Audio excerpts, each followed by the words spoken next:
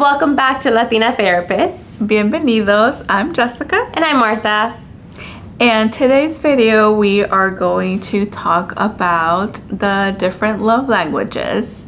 I think this is very important information for couples to know about their partner. At least it's been my experience. I don't know if it's been yours, that people usually don't know their partner's love languages or even their own sometimes. Right, for sure. There are some people that, very vocal about it, they know, but for the most part, it is something that I don't think everyone is aware of. Yeah, and I mean, you have to learn it at some point, right? I was telling Jess how funny it was to have someone refer to love languages. Mm-hmm. And when I asked to clarify, they didn't really know what I was talking about. So I was like, oh, okay, let's talk about where do you go to find out what your love language is. We always hear it, and I think it's just part of our pop culture of like, I love physical touch and I like gifts. Yes. But do we really know where it's coming from, where it stems from, and if we truly are a person of gifts? So we're going to invite you guys to take your own quiz. It's free. It's called 5 Love Languages, but with the number 5. And it's right here. So go ahead and check it out at your own time and then come back to the video. Yes. So what are the love languages? Like Martha just mentioned, there are 5 of them. And in no specific order, they are acts of services, gifts, quality time, words of affirmation, and physical touch. Yes, so let's break it down. Acts of service. Acts of service is, for example, I think that's one of my main ones, not the main one, but a main one. And it's if I get water right next to my bed, or I get coffee in the morning, or maybe the dishwasher's unloaded, I'm like, oh, I feel so loved. You thought of me.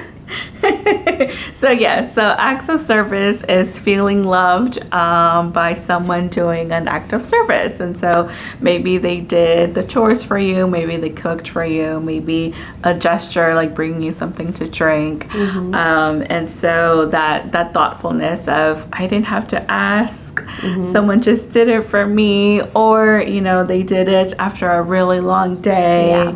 And that is where you feel most loved, is through an act of service. The second one, it's receiving gifts. Yeah, so that one's, I think, pretty self-explanatory. Gifts is your love language. That means you feel the most love when someone brings you a gift. And it could be different ranges, right? Oftentimes, a lot of clients say, if my husband or my boyfriend just brought me a rose they found on the street, it would be really nice. It could be, a bouquet of roses. It could be chocolate. Diamond earrings that are good too. Yes. It could be big or small. What's another simple one? You're at the grocery store and you're checking out, and your partner loves, like, let's say a little Starbucks or a Red Bull. Mm-hmm. And you grab that Red Bull and you buy that for them. Yes. That is so small, but it's a gift. Right. Or even something that you made, right? Like, mm-hmm. some of these examples have been monetary ones, but it could be something you created, something you found, something that was just, it doesn't have to cost money to be a gift. The point is you're gifting someone something because you were thinking of them, or it was their favorite thing, or you would know that it would make them so happy. Yes. The third one would be quality time. Yeah. That one's a good one. I think quality time would be to make sure that you're prioritizing spending time with someone. Mm-hmm. It would mean scheduling into your week, or it could just be a routine that you have standard of, like, every evening we hang out for 30 minutes, or every Saturday morning we go for coffee. Anything that is just you and this person spending time together, making that effort. This one's a really interesting one for me, I think, because it's the one that I don't know if you experience this. It's the one that I have to dissect the most with couples. Oh, okay. You know, because I think a lot of people have different definitions of what quality time is.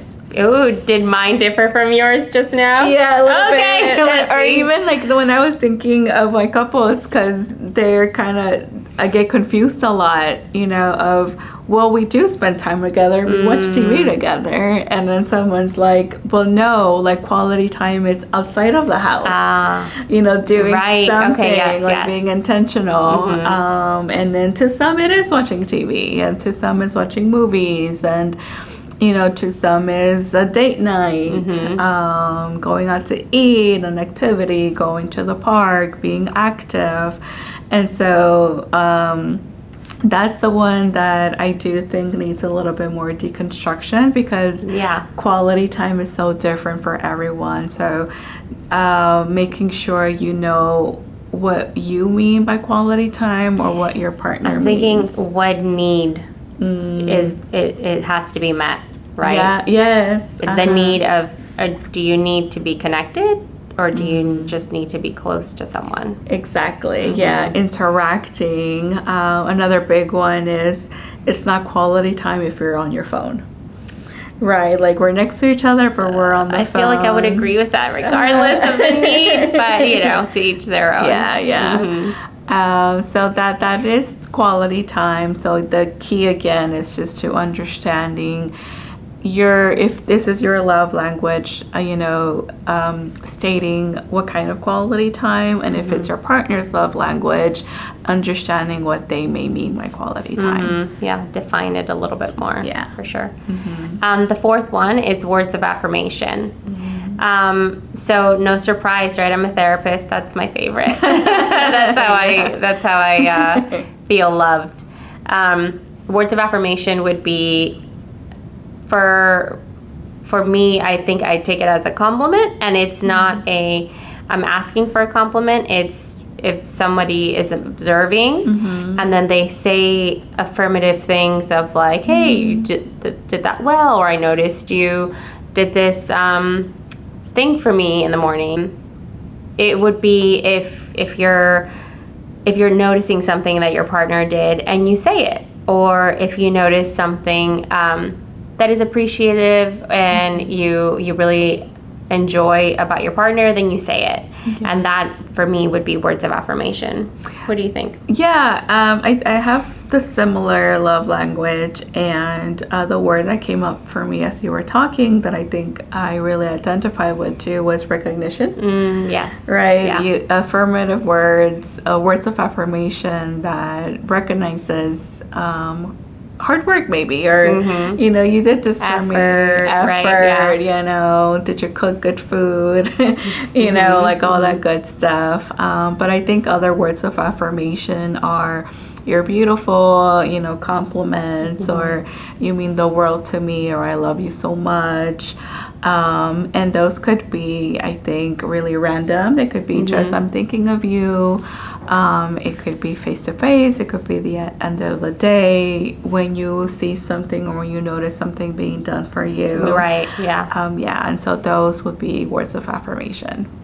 I'm thinking, like, for me would be when I'm told that I'm a good mom. I'm like, oh, I'm so loved. Yeah. But I'm thinking also not just in partnership, but in friendships. And it's really offering those compliments, and very randomly would probably be the most special, right? Like, hey, thanks for being a great listener today, or thanks for being a good friend.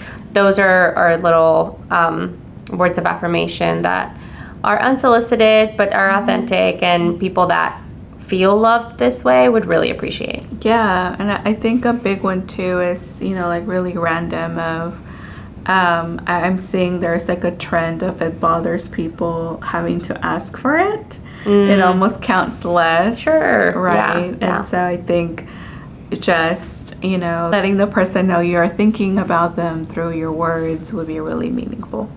Yes. And the last one is physical touch. So physical touch. Would you say that most of your male clients have this at the top of their list? I'm totally generalizing. Yeah. I would say a good chunk. Yeah. But yeah, definitely not all, of course. Nothing is in absolutes. But physical touch would be you feel loved when someone comes and hugs you, someone holds your hand. It doesn't mean sex. Purely sex. People think like, oh, I'm a sexual person, physical touch is my thing. No, not necessarily. It could be you're sitting down and you're just like touching, and that in itself is very safe. Yeah, or right? connecting, right? Right. Just feeling someone.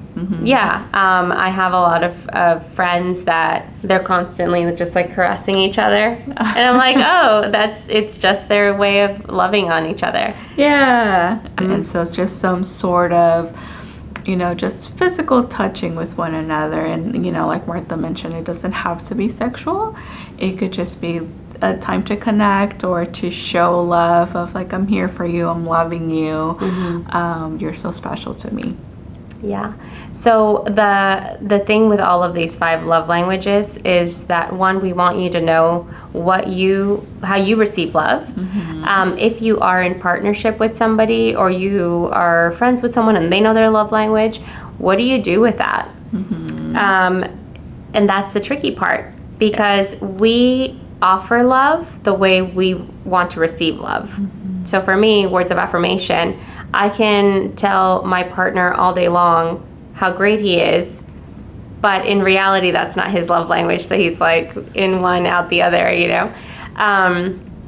So you have to be really conscious about what your partner's love language is, so that you can put in the effort to show them the love in the way that they want to hear it. Exactly. And so that does happen quite a lot, right? And so I think it's a human, mistake. We're kind of constantly thinking of our own love language, and being careful not to impose that love language on your person, and understanding that theirs could be the same or it could be different. And so really knowing your partner's love language is going to be key here, so they feel loved. Oftentimes, people get it wrong, and then they start getting resentment or upset of, I'm trying to love you, and I'm, washing the dishes, and I'm telling you nice things, and it's just, you're not feeling love, when the other one might just wanted a gift or physical touch. Right. Yeah. And then knowing your love language is also equally as important, because that gives you the empowerment to ask for how you want to be loved. Yes. And to know what makes you feel loved, right? That way you can guide your person and with that feedback of what is most important to you. Exactly. Well, hopefully this helps, and good luck. Have fun finding out your love language. And we can't wait to hear your comments and questions here. Make sure you subscribe. Yes. Thank you so much. See you next time.